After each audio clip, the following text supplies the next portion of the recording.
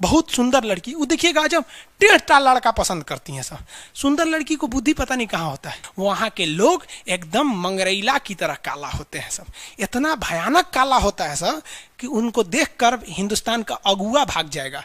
दुल्हन की तो बातें छोड़िए, और हिंदुस्तान में जो बनेगी आलिया उसी को मिलेगा कालिया। यहाँ पर ये रेखा बोलिए फटाफट, कौन सी रेखा है बीचों बीच से जा रही है? ये रेखा है विषुवत रेखा। कौन सी रेखा? विषुवत रेखा। हमारा प्यारा भारत ये रहा, हमारा सारे जहां से अच्छा, ये हमारा हिंदुस्तान उत्तरी गोलार्ध में है, northern hemisphere of the earth. ये हमारा कौन सी रेखा? विषुवत रेखा। अरे ये क्या हो गया यार, टेक्निकल आदमी नहीं है हम, या नौटंकी कर रहा है। ये विषुवत रेखा हो गया। ये बबुआ एगो बात बता, तो जो विषुवत रेखा है वही ना सबसे ज्यादा गर्मी पड़ेगा। सबसे ज्यादा गर्मी कहां पड़ेगा? विषुवत रेखा पे पड़ेगा, क्योंकि सूर्य जाता है अधिकतम कहां तक? ये कर्क रेखा तक। कर्क रेखा भारत के बीचों बीच से गुजरती है, आपको भी पता है, 8 राज्यों से। थोड़ा बहुत तो आप भी पढ़े होंगे, शॉर्टकट, गमछा झाड़ू सब फालतू चीज होता है। अब यहां देखिए, ये तो है मकर रेखा बबुआ, ये है मकर रेखा, यही है ना मकर रेखा, इसमें तो किसी को दिक्कत नहीं है। अब एक बात बताओ बाबू, ध्यान से देखो, सूर्य मकर रेखा से जाएगा कहां पर? कर्क रेखा तक, और कर्क रेखा पर जाने के बाद यह वापस आएगा कहां पर?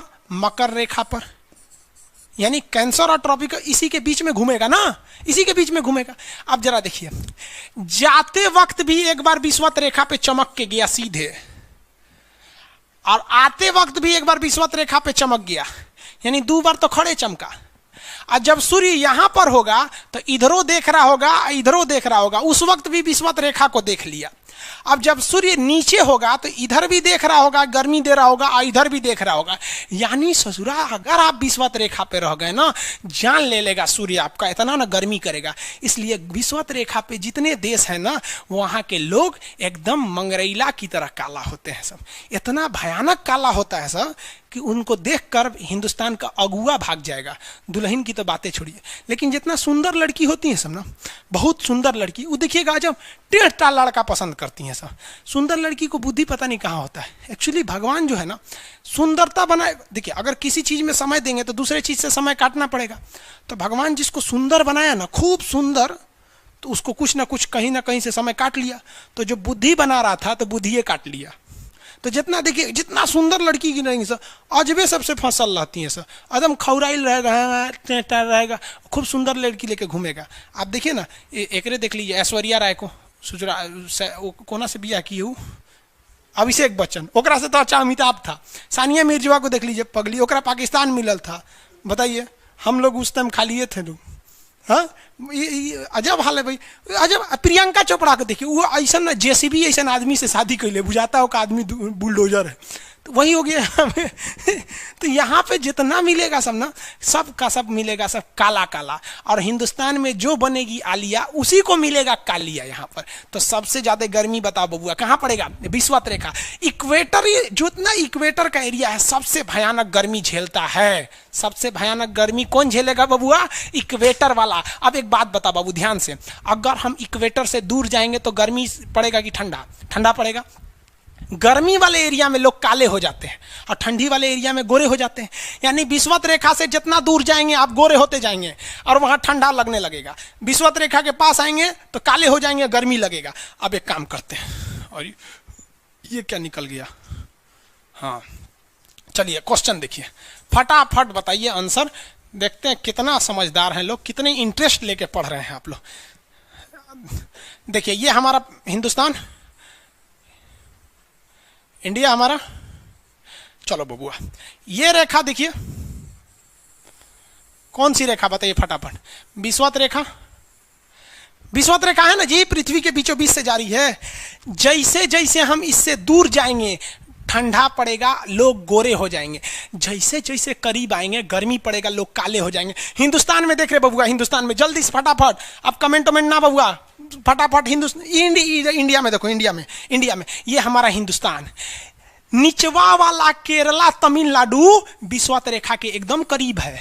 तो साउथ के लोग में गर्मी ज्यादा पड़ता है और साउथ के लोग काला काला होते हैं। लोग साउथ इंडिया के लोग देखिएगा गोरे नहीं होते हैं, लेकिन जैसे जैसे आप विषुवत रेखा से दूर जाएंगे ठंडी पड़ेगा और लोग गोरे हो जाएंगे। और ऊपर जाइए और गोरे होंगे, और ऊपर जाइए और गोरे होंगे। सबसे ऊपर चले जाइए, कश्मीर चले जाइए। कश्मीर में खूब ठंडा, कश्मीर की कली, वाह वाह, समझ में आ गया। वहां कोई फेयर एंड लवली की जरूरत नहीं है। कश्मीर के लड़का लड़की सब गोरे होते हैं लोग। और नीचे दक्षिण भारत में देखेंगे तो सब झौंसल मिलता है, सब कुछ कुछ हीरोइन गोरी हो जाती हैं सब। अब बाल्टी में सोच रहे फेयर एंड लवली घोर के उसमें नहा लेगी से तो गोर ना हो जाएगी। उस समय भूगोल का नियम काम नहीं करता है यहाँ पर। समझ में आ रहा है कि नहीं आ रहा है? तो साउथ के लोग काले क्यों होते हैं? अब भैया साउथ वाले लोग बुरा नहीं मानिएगा, और काला होना बुरा क्या, हम खुद काला है, हम क्या दूसरे को बोलेंगे। हम सफेद कुर्ता पहन लेते हैं ना तो लगता है जैसे बतासा में चिमटा घुसा हुआ है। तो साउथ वाले सब काले ही होते हैं। काले से क्या दिक्कत है? हाँ, आपको फिर बताए ना, जितना काला रहता है उसको कैसा मिलती है सब। हाँ चलो ध्यान से देखो इधर। यहाँ समझिए, आप समझ में आया कश्मीर के लोग गोरे काय होते हैं? अच्छा, कश्मीर से तो ज्यादा गोर चाइना वाला होगा सर, ओसे गोर तो रूस वाला होगा सर। ऐसे रूस वाला को देखेंगे ना, व्लादिमीर पुतिन को देखिएगा तो लगेगा जैसे छीलल मुर्गी है। अंग्रेज सबको ऐसे कर देता है सो तो खून दिखने लगता है यहाँ पे लाल लाल। समझाएगा कि नहीं? क्या भूगोल कितना इजी है ना? इजी नहीं है, बकलोल कहेंगे इजी नहीं लग रहा है इसको, सुतल है।